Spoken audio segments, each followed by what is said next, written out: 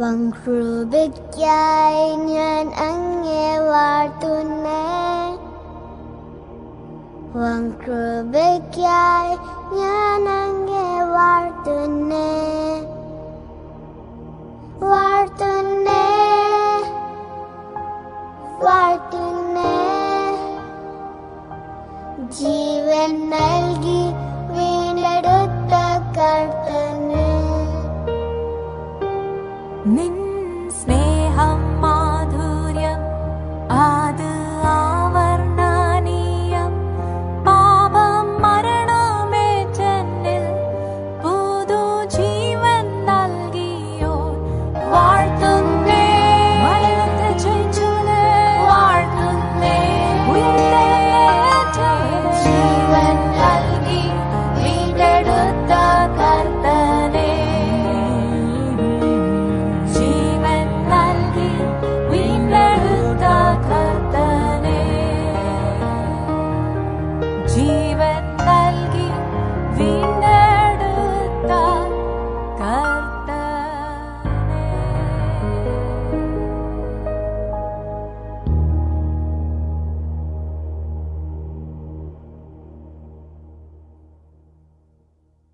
നമ്മുടെയൊക്കെ ജീവിതത്തിൽ ഉണ്ടാകാൻ സാധ്യതയുള്ളൊരു പ്രശ്നമുണ്ട്. ചില ആളുകളോട് നമുക്ക് കയ്പുണ്ട്, ചില ആളുകളോടില്ല.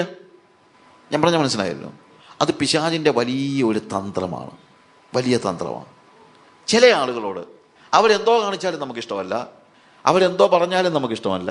ഈ കാര്യം എന്ന് വെച്ച് കഴിഞ്ഞാൽ അവരെയാണ് നമുക്കിഷ്ടമില്ലാത്തത്, അല്ലാതെ അവർ പറയുന്നതിനൊന്നുമല്ല. അതൊന്നും നമുക്ക് വിഷയമല്ല. We don't like that person. ചിലപ്പോൾ ആളുകളോട് ഐ ഡോണ്ട് ലൈക്ക് ഹിം. അങ്ങനൊരു കാര്യം ബിബ്ലിക്കലല്ല, അത് വേദപുസ്തക പ്രകാരമുള്ള ഒരു കാര്യമല്ല. Because we are here to love everybody. ചിലരെ സ്നേഹിക്കാനും ചിലരെ വെറുക്കാനുമായിട്ട് നമുക്ക് പാടില്ല. അങ്ങനില്ല.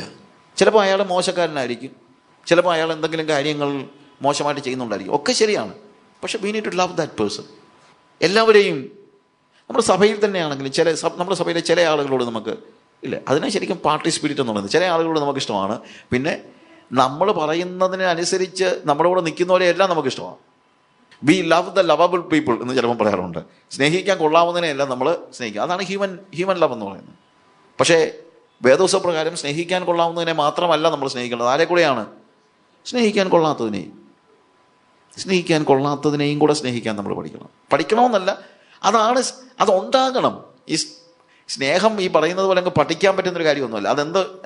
എന്താ വേണ്ടത്? അത് ഹൃദയത്തിൻ്റെ ഉള്ളിൽ നിന്ന് നമുക്ക് അങ്ങനെ ഉണ്ടാകണം.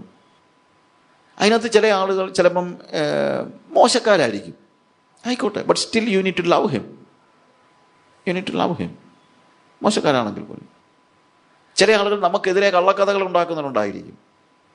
അവരോടും നമുക്കുള്ള സ്നേഹം, അവരോട് ബിറ്റർനെസ് ഉണ്ടാകാൻ പാടില്ല. ബിറ്റർനെസ് ഉണ്ടായ ഏറ്റവും വലിയ പ്രശ്നം എന്നറിയാമോ? പിന്നെ അവർക്കെതിരെ ഒരു കള്ളക്കഥ ഉണ്ടാക്കാനായിരിക്കും നമ്മൾ നോക്കുന്നത്. നമുക്കെതിരെ ഒരു കള്ളക്കഥ ഒരാൾ ഉണ്ടാക്കി കഴിഞ്ഞു, അയാളോട് നമുക്ക് എന്തുണ്ടാകുന്നു? ബിറ്റർനെസ് ഉണ്ടാകുന്നു. പിന്നെ നമ്മൾ നോക്കി നടക്കുക അയാളുടെ ജീവിതത്തിൽ എന്തെങ്കിലും ഉണ്ടോ ഇതിനെതിര് പറയാനായിട്ട്. ചിലപ്പം നമുക്കെതിരെ ഉണ്ടാക്കിയ കഥ കള്ളക്കഥയുമാണ്, സത്യവുമല്ല. ഇനി നമ്മൾ ഉണ്ടാക്കുന്ന കഥ ചിലപ്പോൾ സത്യവുമായിരിക്കും. എന്നാലും അവിടെ സംഭവിക്കുന്നൊരു കാര്യമുണ്ട്. നമ്മൾ എന്തുണ്ടായിട്ടാണ് നമ്മളത് ചെയ്യുന്നത്? കയ്പുണ്ടായിട്ടാണ്. ബിറ്റർനെസ്. കയ്പുണ്ടാകാനായിട്ട് പാടില്ല, ബിറ്റർനെസ് ഉണ്ടാകാനായിട്ട് പാടില്ല. അത് നമ്മൾ കൃത്യമായിട്ട് ഓർക്കണം. എല്ലാ കയ്പും എല്ലാം, അത് ചിലതല്ല, എല്ലാ കയ്പും കോപവും, കയ്പ് മാത്രമല്ല, എന്തുകൂടെയാണ്? കോപം, റാത്ത്. കോപവും ക്രോധവും, അവിടെ രണ്ട് കാര്യങ്ങൾ പറയുന്നുണ്ട്. ആൻഡ് റാത്ത് ആൻഡ് ആങ്കർ, അവിടെ രണ്ട് വാക്കുകൾ ഉപയോഗിക്കുന്നുണ്ട്. അപ്പോൾ ഇവിടെ എന്താണ്? ഞാൻ മുമ്പേ പറഞ്ഞു, ചിലർ പറയുന്നത് കോപം കുഴപ്പമില്ലെന്ന് നമ്മൾ മുടത്തെ വാക്യം വായിച്ച് പറഞ്ഞില്ലേ, കോപിച്ചാൽ പാപം ചെയ്യും. ബ്രദറെ, അങ്ങനെയാണ് വ്യവസ്ഥ ചെയ്തിരിക്കുന്നത്. കോപിക്കരുതെന്ന് എതിരില്ല. എന്തേ പറഞ്ഞിട്ടുള്ളൂ? കോപിച്ചാൽ പാപം ചെയ്യരുതെന്നേ പറഞ്ഞിട്ടുള്ളൂ. പക്ഷെ ഇവിടെ നേരെ താഴെ പറഞ്ഞിരിക്കുന്നത് എന്താ പറഞ്ഞിരിക്കുന്നത്? എല്ലാ കയ്പും കോപവും ക്രോധവും കുറ്റാരവും ദൂഷണവും സകല ദുർഗുണവും നിങ്ങളെ വിട്ട് ഒഴിഞ്ഞു പോകട്ടെ. അപ്പം എന്ത് ചെയ്യാൻ പറ്റില്ല? കോപം നമുക്ക് വെക്കാൻ പറ്റത്തില്ല. കയ്പ് കളയേണ്ടതുപോലെ തന്നെ കളയേണ്ടതാണ് എന്തും കൂടെ, കോപവും. എൻ്റെ എല്ലാ ആങ്കറും റാത്തും, എൻ്റെ എല്ലാ കോപവും ക്രോധവും ഞാൻ വിട്ട് കളഞ്ഞാലേ പറ്റുള്ളൂ. ഞാൻ ക്രോധം എന്ന് പറയുമ്പോഴത്തേക്ക്, റാത്ത് എന്ന് പറയുമ്പോഴത്തേക്ക് പനീഷ് ചെയ്യാനുള്ള ഇതും കൂടെ നമുക്കുണ്ട് എന്ന് ഞാനിങ്ങനെ പറഞ്ഞു. അതിനെങ്ങനെ നമുക്ക് ഡിഫറൻഷ്യേറ്റ് ചെയ്യാന്നുള്ളതല്ല. പക്ഷേ ഒരു നീരസം പോലും, ഒരു സഹോദരനോടുള്ള നീരസം പോലും നമ്മൾ എന്ത് ചെയ്യാൻ പറ്റില്ല, വെച്ചുകൊണ്ടിരിക്കാൻ പറ്റില്ല.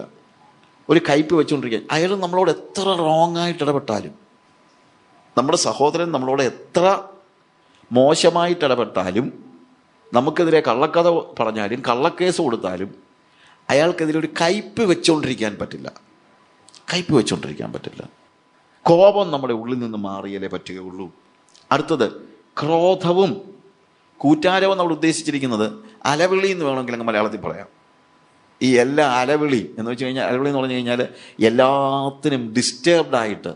കൂറ്റാരം എന്ന് പറയുമ്പോൾ ഒരു വാക്കതാണ് ക്ലാമർ എന്ന് വെച്ച് കഴിഞ്ഞാൽ ചില ആളുകളുണ്ട് അങ്ങ് ഡിസ്റ്റർബ്ഡാണ് ഭയങ്കരമായിട്ട്. എല്ലാത്തിനും പരാതി പറയും, സംതൃപ്തിയില്ല.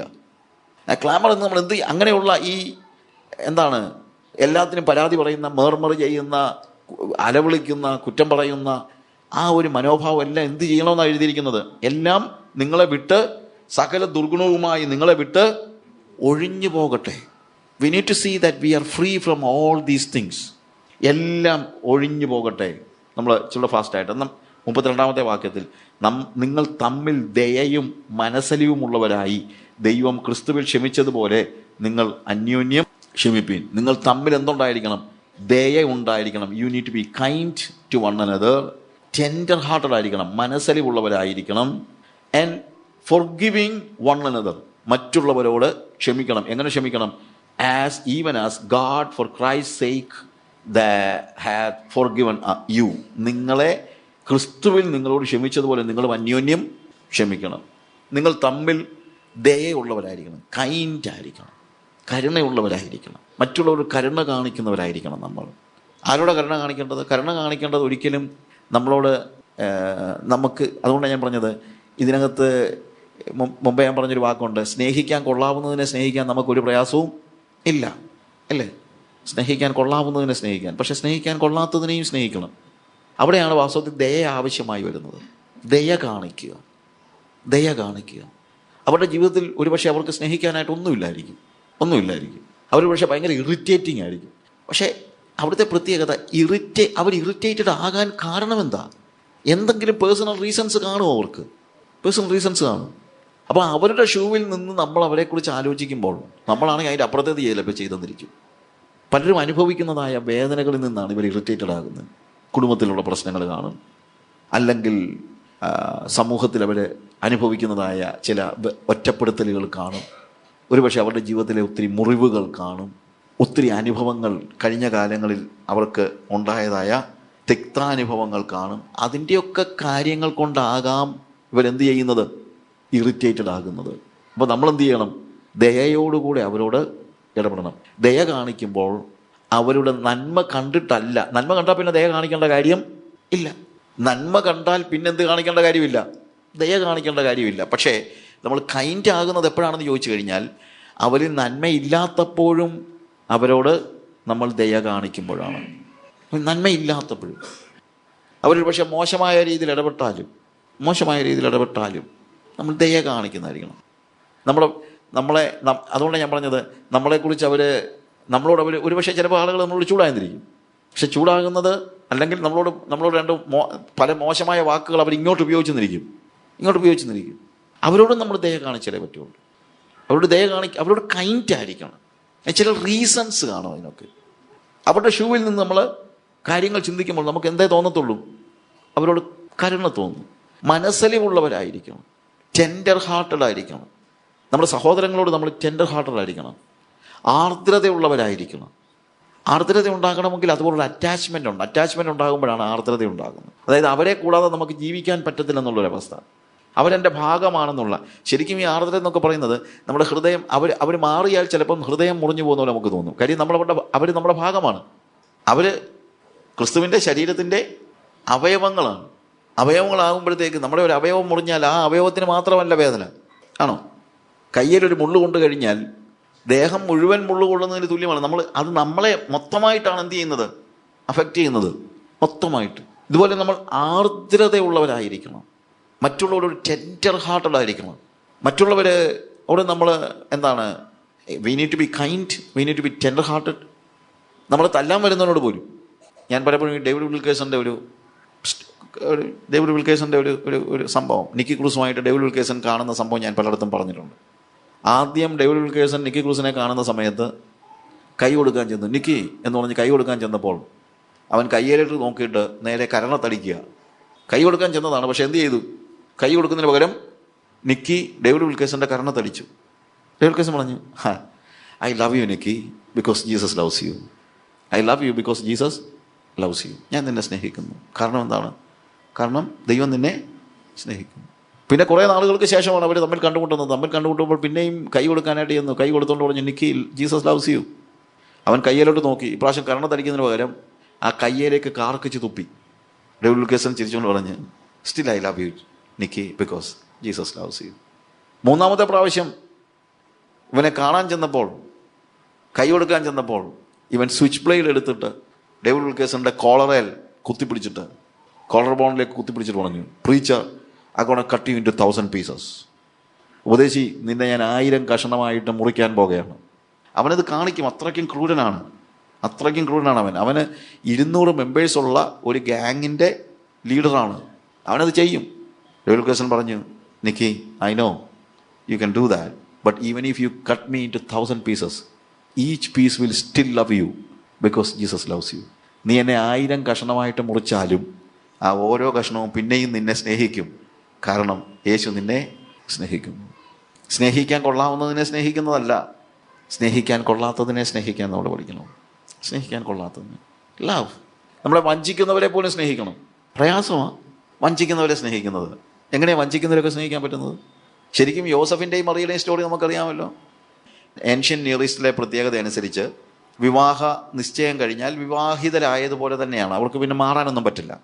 അതുകൊണ്ടാണ് നിൻ്റെ ഭാര്യയായ മറിയയെ ചേർത്ത് കൊള്ളുവാൻ, അല്ലാതെ നിൻ്റെ ഭാര്യയാകാൻ പോകുന്നതെന്നല്ല പറഞ്ഞിരിക്കുന്നത്. അവരുടെ റിലീജിയസ് പശ്ചാത്തലത്തിൽ ഏൻഷ്യൻ നിയർ ഈസ്റ്റിൽ വിവാഹ നിശ്ചയം കഴിഞ്ഞാൽ അവർ വിവാഹിതരാണ്. അവർ ഭാര്യയും ഭർത്താവുമാണ്. പിന്നെ അവർ കൂടി വരുന്നത് പിന്നീടാണെന്നുള്ളതേ ഉള്ളൂ. വിവാഹ നിശ്ചയം കഴിഞ്ഞ് കഴിഞ്ഞാൽ അവർ ഭാര്യയും ഭർത്താവുമാണ്. അതുകൊണ്ടാണല്ലോ വിവാഹത്തിന് മുമ്പ് തന്നെ ഉപേക്ഷിക്കുന്നതിനെക്കുറിച്ച് പറയുന്നത്, ഇല്ലേ? വിവാഹം നിശ്ചയിച്ചിരിക്കുന്ന മറിയയെക്കുറിച്ച് യോസഫ് മനസ്സിലാക്കുന്നൊരു കാര്യമുണ്ട്. മറിയ ഗർഭിണിയാണ്. സ്വാഭാവികമായി അവൻ എന്ത് ചിന്തിക്കാൻ പറ്റും? ഇത് പരിശുദ്ധാത്മാവിനാണെന്നൊന്നും അവനറിയത്തില്ലല്ലോ. അവൻ ചിന്തിക്കുന്നത് എന്താണ്? എൻ്റെ ഭാര്യ മറ്റൊരു പുരുഷനുമായി ബന്ധപ്പെട്ടു, അവൾ എന്നെ വഞ്ചിച്ചു, അവൾ ഗർഭിണിയാണ്. സ്വാഭാവികമായി ഒരു മനുഷ്യന് തോന്നേണ്ട വികാരം എന്താണ്? അവളെ ഞാനൊരു പാഠം പഠിപ്പിക്കും. ഞാൻ ചെന്ന് പറയും എനിക്ക് ഇവളെ വേണ്ട. അതിൻ്റെ റീസൺ പറയും. എന്ത്? അവൾ വ്യഭിചാരിണിയാണ്, അവൾ മറ്റൊരു പുരുഷനെ സ്വീകരിച്ചു, അവൾ ഗർഭിണിയാണ്. കൂളായിട്ട് ഒരു ചോദ്യവും പറച്ചിലുമില്ലാതെ യോസഫിന് വിവാഹമോചനം ലഭിക്കുകയും ചെയ്യും. തന്നെയല്ല, അവൻ മാന്യനുമാകും. എല്ലാവരും പറയും, ഇക്കാലത്ത് പെൺപിള്ളാരെ വിശ്വസിക്കാൻ പറ്റുകയില്ല, കണ്ടില്ലേ എന്ന് പറഞ്ഞ്. എന്നാൽ മറിയയ്ക്ക് സംഭവിക്കാൻ പോകുന്ന കാര്യം എന്താണ്? അവളുടെ ജീവിതം അതോടെ തീർന്നു. ഒരുപക്ഷെ അവൾ കല്ലെറിഞ്ഞ് കൊല്ലപ്പെടുക വരെ ചെയ്തേക്കാം. ഈവൻ അതർവൈസ് ജീവിതകാലം മുഴുവൻ അവൾ ഒരു വേശ്യ എന്ന നിലയിലായിരിക്കും അറിയപ്പെടുന്നത്. എന്നാൽ അവിടെ എഴുതിയിരിക്കുന്നത് യോസഫ് നീതിമാനാകൊണ്ട് മറിയയ്ക്ക് ലോകാപവാദം വരുത്തുവാൻ മനസ്സില്ലാത്തത് കൊണ്ട് അവളെ രഹസ്യമായി ഉപേക്ഷിക്കാൻ തീരുമാനിച്ചു. യോസഫ് നീതിമാനായതുകൊണ്ട് മറിയയ്ക്ക് ലോകാപവാദം വരുത്തരുതെന്ന് അവൻ ചിന്തിച്ചു. അതായത് നാളെ മറിയെ ആരും വേശ്യയെന്ന് വിളിക്കരുത്. വേശ്യയെന്ന് വിളിക്കാതിരിക്കണമെങ്കിൽ എന്ത് വേണം? ഇവളെ പരസ്യമായിട്ട് ഉപേക്ഷിക്കുക എന്ന് പറയുന്നത്, അവിടുത്തെ പരസ്യമായിട്ട് ഉപേക്ഷിക്കുക, രഹസ്യമായിട്ട് ഉപേക്ഷിക്കുക എന്ന് പറഞ്ഞാൽ അതിൻ്റെ അർത്ഥം എന്നാന്ന് വെച്ച് കഴിഞ്ഞാൽ, പരസ്യമായിട്ട് ഉപേക്ഷിക്കുക എന്ന് പറഞ്ഞു കഴിഞ്ഞാൽ കാരണം ബോധിപ്പിച്ചിട്ട് ഉപേക്ഷിക്കുക എന്ന് പറയുന്നതാണ് പരസ്യമായിട്ട് ഉപേക്ഷിക്കുക. രഹസ്യമായി ഉപേക്ഷിക്കുക എന്ന് പറഞ്ഞു കഴിഞ്ഞാൽ കാരണം ബോധിപ്പിക്കാതെ ഉപേക്ഷിക്കുക. എന്ത് കാരണത്താൽ അവളെ ഉപേക്ഷിക്കുന്നു എന്നുള്ളത് പറയുന്നില്ല. എന്ത് കാരണത്താൽ അവളെ ഉപേക്ഷിക്കുന്നെന്ന് പറഞ്ഞു കഴിഞ്ഞാൽ പിന്നെ യോസഫ് നീതിമാനാണ്. എല്ലാവരുടെയും മുമ്പിൽ യോസഫ് നല്ല മനുഷ്യനാണ്. മറിയയാണ് പബ്ലിക് എക്സാമ്പിൾ ആകുന്നത്. എന്നാൽ കാരണം ബോധിപ്പിച്ചില്ലെങ്കിൽ, എന്തുകൊണ്ട് ഉപേക്ഷിക്കുന്നെന്ന് പറഞ്ഞില്ലെങ്കിൽ, കാരണം ഇവൻ പറഞ്ഞില്ലെങ്കിൽ കാരണം നാട്ടുകാർ കണ്ടുപിടിക്കും. അവൻ പറഞ്ഞില്ലെങ്കിൽ കാരണം കൊള്ളാവല്ലോടെ പാർട്ടി ഒരു പെണ്ണിനെ കെട്ടിച്ചു കൊടുത്തതാണ്, അവളെ ഗർഭിണിയാക്കിയിട്ട് അവനെ കളഞ്ഞേച്ച് പോയല്ലേ. എന്താണ് ഇക്കാലത്ത് മനുഷ്യനെ വിശ്വസിക്കാൻ പറ്റുമോ? അവൻ രഹസ്യമായിട്ട് ഉപേക്ഷിച്ച് കഴിഞ്ഞാൽ കുറ്റം ആരുടെ കയ്യിലാകും? യോസഫിൻ്റെ കയ്യിലാകും. ഈ ഗർഭത്തിൻ്റെ ഉത്തരവാദി ആരാണെന്നേ ലോകം പറയത്തുള്ളൂ, യോസഫാണെന്നേ പറയത്തുള്ളൂ. അതുകൊണ്ടെന്താ? അവൻ്റെ ജീവിതം പോയി. പിന്നെ ആരെങ്കിലും അവന് പെണ്ണ് കൊടുക്കുമോ? ഇല്ല. നാട്ടുകാരെ പെൺപിള്ളേരുള്ള അപ്പന്മാരൊക്കെ പറയും, ആ ചെറുക്കൻ്റെ അടുത്തൊക്കെ പോയേക്കല്ല, അവൻ്റെ കണ്ണിപ്പെട്ട് പോകല്ലോ കേട്ടോ, കള്ളൻ എന്നായിരിക്കും യോസഫിനെ കുറിച്ച് ആളുകൾ പറയുന്നത്. ഞാൻ പറഞ്ഞ വ്യത്യാസം മനസ്സിലായോ? എന്തിനു വേണ്ടിയാണ്? മറിയയെ രക്ഷിക്കാൻ വേണ്ടി മറിയയ്ക്ക് ലോകാപവാദം വരുത്താതിരിക്കേണ്ടതിന് യോസഫ് ലോകാപവാദം ഏറ്റെടുക്കുകയാണ്. എങ്ങനെയുള്ള മറിയയ്ക്ക്? യോസഫേ എന്ന് പറഞ്ഞങ്ങ് അവൻ്റെ മനസ്സിലെന്താണ്? തന്നെ വഞ്ചിച്ച ഒരു സ്ത്രീയാണ് മറിയ.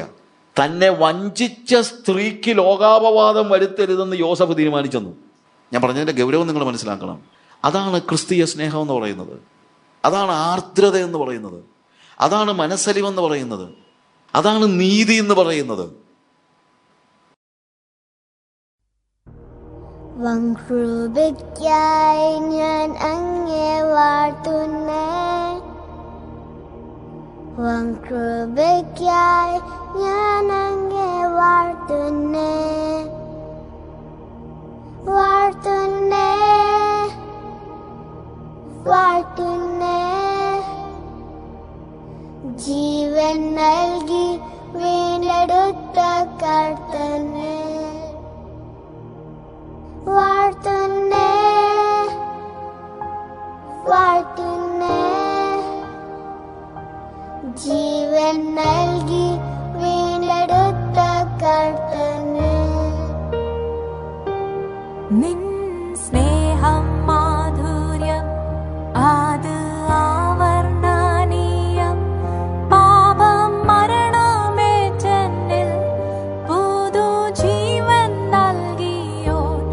നിൻ സ്നേഹം മാധുര്യം അത് ആവർണനീയം. പാപം മരണമേറ്റെന്നിൽ പുതു ജീവൻ നൽകിയോ. വൻകൃപയ്ക്കായി ഞാൻ അങ്ങേ വാഴ്ത്തുന്നേ, വൻകൃപയ്ക്കായി ഞാൻ അങ്ങേ വാഴ്ത്തുന്നേ, വാഴ്ത്തുന്നേ, വാഴ്ത്തുന്നേ. ജീവൻ നൽകി വീണ്ടെടുത്ത കർത്തനെ വാഴ്ത്തുന്നേ, വാഴ്ത്തുന്നേ. ജീവൻ നൽകി വീണ്ടെടുത്ത കർത്തനെ. എൻ ജീവൻ ശൂന്യമാ മാരുഭൂ